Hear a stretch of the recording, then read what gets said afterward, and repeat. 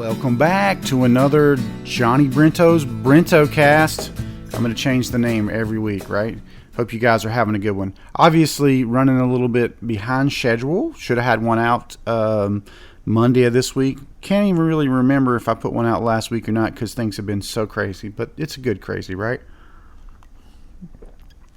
So I've been very active in the ripping of VHS in preparation for my new podcast show, VHS Graveyard, along with Manly Hanley, a.k.a. Harrison Foreman. And we have actually filmed our first episode, which I, in many ways, consider a test episode, just to sort of see, trying out a set, trying out a format. And it went okay. I think I had some good ideas to come off of it, for sure, especially with regards to set design and some of the things we might cover. But the activity of ripping VHS is really cathartic and fun. I mean, I just stare at the wall of VHS behind me and I just, meditate on it for a second and I'll go, oh, that one right there, that's a good film to talk about because most people don't know about it. And you can share a little something about your own enthusiasm and perhaps make someone go watch that movie. And that's kind of the idea. So actually what I'm ripping today, interestingly enough, is Witch Hunt and Cast a Deadly Spell. These are relatively rare VHS that you don't come across every day. One of the reasons that I'm ripping these is because I don't actually own these. A former friend lent me these and has been back many times since and never, we never thought, here's your tapes back, So not officially stealing these, but happy to have them in the VHS archive. But just in case that ever changes, wanted to make sure I ripped them. But the main reason that I wanted to rip them is to share them with, not the physical copies, but share the idea of the movies and maybe get some folks enthusiastic about them because they're both outliers, and that's what I'm into. Films that are just that offer something a little different. It would have been cool if Dennis Hopper would have played both roles, but y'all know I'm a huge fan of Fred Ward because he actually stars in one of, if not my favorite film, Tremors. And the franchise carried on with him in the first sequel, and it was really good. I thought almost as good as the first one, and then they markedly went downhill from there. But I still enjoyed them. I enjoyed all of them. And then of course Michael Gross took over as sort of the lead character, and Burt Gummer, and he did a great job of keeping that franchise alive. I feel like the last film he probably said, "Yo, y'all need to spoiler alert, kill my character off because the money at this point now is not worth traveling across the world to another exotic location that's like 130 degrees or what have you," because it seemed he was getting a little tired toward the end. But I digress. I want to do a retrospective on these two films because they're spiritual sequels, if not literal sequels. And on the subject of spiritual sequels, we have already prepared episode 2, which is going to be In the Mouth of Madness, which is part of a spiritual trilogy of John Carpenter's Apocalypse notions. I forget his Apocalypse trilogy or what have you, being I think The Thing, one other film that's escaping me at this moment, and then of course In the Mouth of Madness, all involving Lovecraftian type creatures getting loose on the earth. And man, they're all good. The Thing maybe is my second favorite film of all time, and probably the most impressive from the perspective of special effects at the time, which were rudimentary, but what they were able to pull off in that with reversing the film and puppetry was amazing, and to this day still stands up as some of the best stuff out there. So that's pretty incredible. So this past Saturday night, Bowers Foreman once again graced the stage, and by stage I mean corner of the room by the jukebox at Loafers and Legends, which is just one of the coolest spots to go grab a steak and hang out and hear some live music. Not just us, they have some really good acts that go through there. Of course, the great Braden Harwood, aka Music Man, my friend and mentor in many ways. I love to catch his act there because he's always amazing. And some others that have been really cool out there. They do have a pretty cool, I can't believe I'm saying this, because typically speaking, I'm not a huge fan of karaoke, but out there, they do that sometimes on Friday nights, and it's not bad the way they have it set up. But the guy's real reasonable about working with you to make sure that the song doesn't start playing in a different key or what have you. So I've enjoyed the times that I've partook in that, and I only partook because I was pressured into it, but actually it was fun. So it's just, what's not so fun is getting somebody that really thinks they can sing, and they want to do like 4 and 5 songs, and I'm like, I can take a guy that's slightly off pitch 1 or 2 songs, but you start getting into like the 4 and 5, and I'm like ready to go because I'm like, this starts to hurt my ears. But they've done a good job of managing that out there, and I haven't run into that too much at that particular one. They're not too loud. It's an interesting room. I mean, the owners are always a little concerned about people being too loud, but I think it's just one of those things where if people go to hear music, they expect to hear music, and occasionally, no matter who's playing or what volume level it is, like I distinctly remember playing there one night where they kept asking us to turn down, At a certain point, I just turned the PA off, and they didn't even realize it, and they kept asking us to turn down. I'm like, so an acoustic guitar and my voice is too loud? No, it's not. You can't hear this at the back of the room. I know it's not too loud. Just that table in the back, they didn't want to hear music. But really, it's not just the music. It's voices. In a room like that, voices get loud. You fill that room up with like 30 to 40 people, maybe another 15 or 10 in the bar, and it the decibel levels go up, and it's not just the music, it's the kind of the cacophony of noise. But I digress. Normally that's not a problem, and this Saturday it wasn't a problem. Actually, really appreciate Leon Warren sharing our invite on the WAB's, I get the call letters wrong, local radio station, Facebook, social media, and then a few others shared it. And I had several tables of people came out just to see us, and that was amazing. It always makes for a great night, and folks were generous with the tips. It was just a good night. My granddaughter, actually, if you look on BrentBowers.com at part 2 of the weekly vlog for, I guess, August 1st, I always label it the next Monday. You'll see some footage that my granddaughter shot. She's 3 years old, so it's what you can imagine, and she just loves to play with the phone. So she'll get the phone, and she's figured out how to turn on, take photos, and take video when you least expect it. So there's some black footage with us playing, and some of it's shaking around, and her and her little friend there playing. So it's really cute. I'm glad that she can experience me on stage. Not that I'm Elvis or anything, but like we do put on a pretty good show, I think. And actually, one of the people that's seen me before that I've actually played for her in her establishment said she thought that was the best performance she'd seen us give, and it's nice to hear that. So. But I mean, I give all credit to my friend and musical cohort in general, Harrison A. Foreman. I always say the A stands for awesome because, Harrison to me is the example of what I could have been if I'd have practiced a lot more when I was younger. But I digress. I really enjoy playing with Harrison, and everything we do to me is just golden because it's like going back and having all my good band experiences from before without ego and attitude, which is something I'm guilty of, and virtually everybody I played with was guilty of.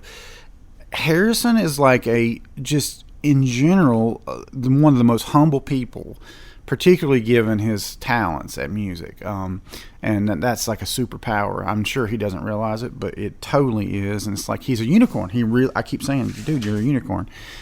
He is a unicorn. And in the world of people trying to put music together and create original music, you don't meet guys like that very often. If I could meet like a drummer like that, I think that, man, the sky's the limit for us as a live band. But, we tried for years. I tried for years, and I'm sure others have too, to find that perfect fit. And I found, decent players. That's not the problem. But it's like decent players that are kind of on the same page as you, that want to do original music, that have a creativity, that aren't content to come and just go, okay, A beat, B beat. Let me just do the same beat with the ride. Okay, that's it. Good job. No, but guys that are passionate about like writing percussion and drum parts. I haven't, I hold out hope that my friend Tony can be that person because just like Harrison, he's virtually egoless and talented as well. But he's in a particular genre of music that I think, I'm sort of like that exposure to the folk rock or Americana, if you will. But like Harrison, he also shows up when he says he will. And I'm hopeful that he's going to be able to make that transition to rock and roll drummer.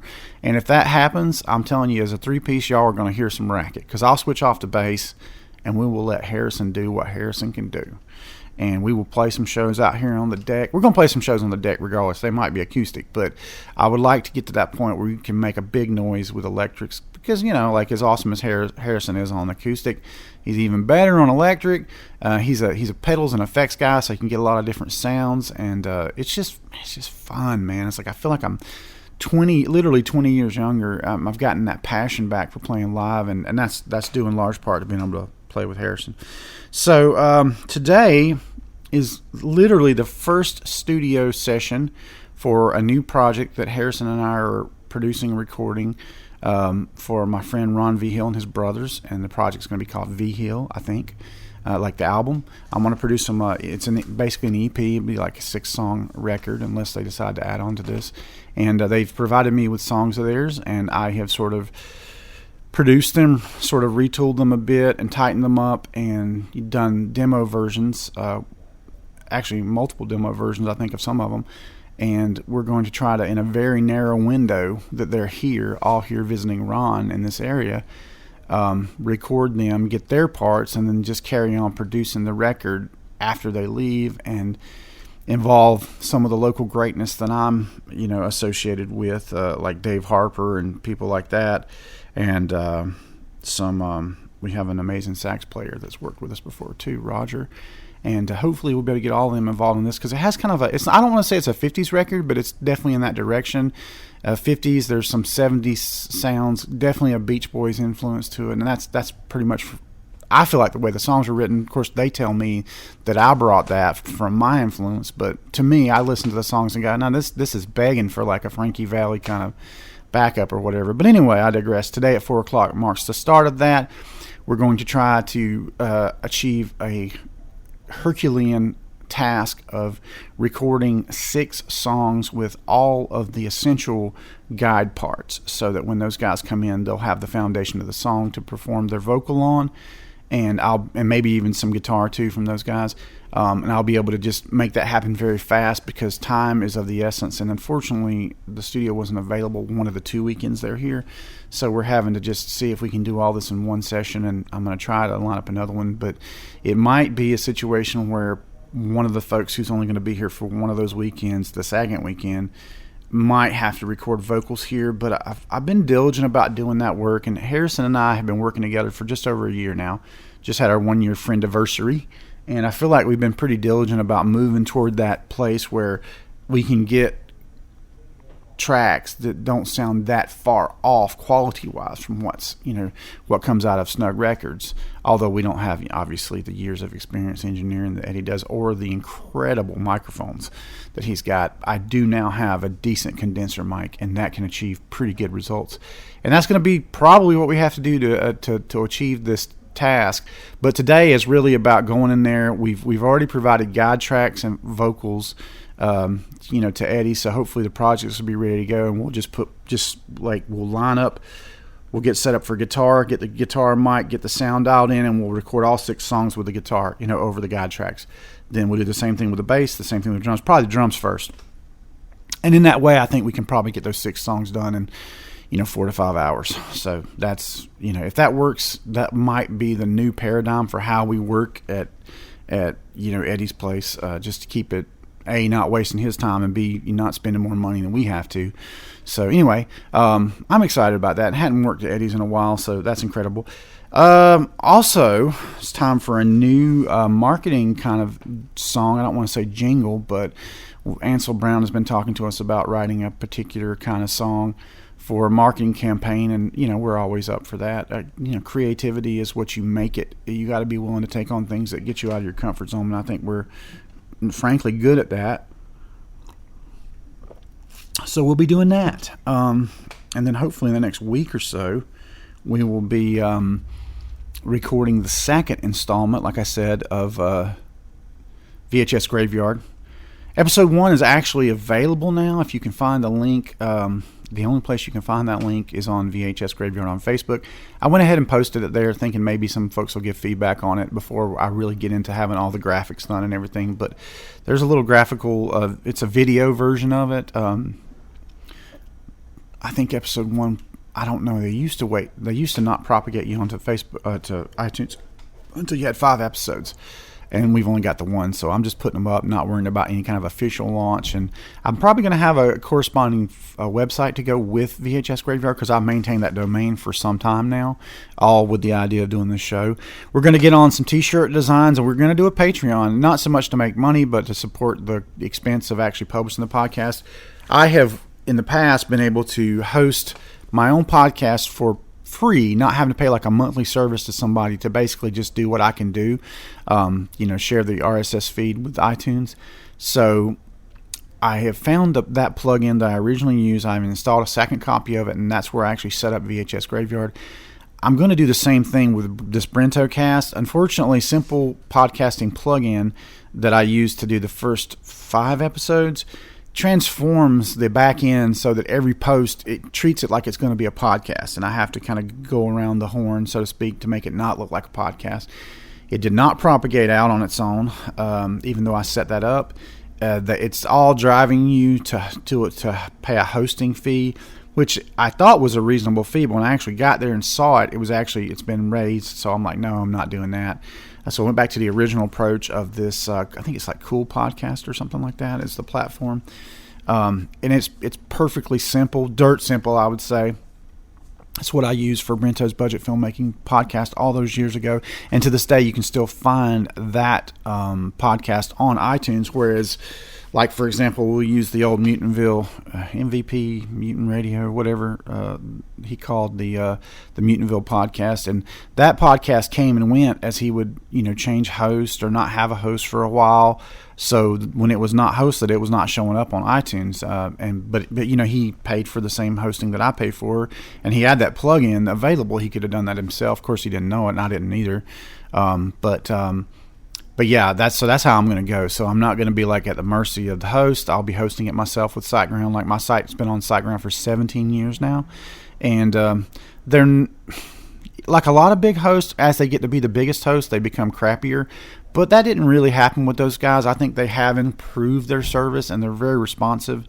I'd rather not host my stuff in Russia. I wish there was an option onshore, but it is what it is. They're providing the best service, so they get the dollars.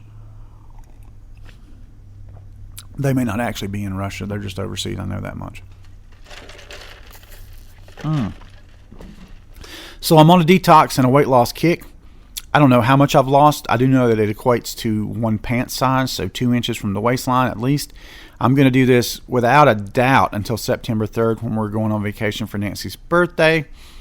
And if I happen to have lost the weight that I hope that I have, I'm going to carry on till the end of the year. My big goal in life right now is to lose at least, whatever I got to lose to be below 300. My weight fluctuates now. I would say I'm down around 330 pounds. But I mean, I have been over 350 before, so that's not as fat as I have been, but certainly I got a long way to go. And I do have some prepaid trainer sessions, and I'm actually looking at taking a course through Stanley Community College a couple nights a week for about 2 months to become a certified trainer. I don't care about training other people. This is strictly about me training myself and just accountability.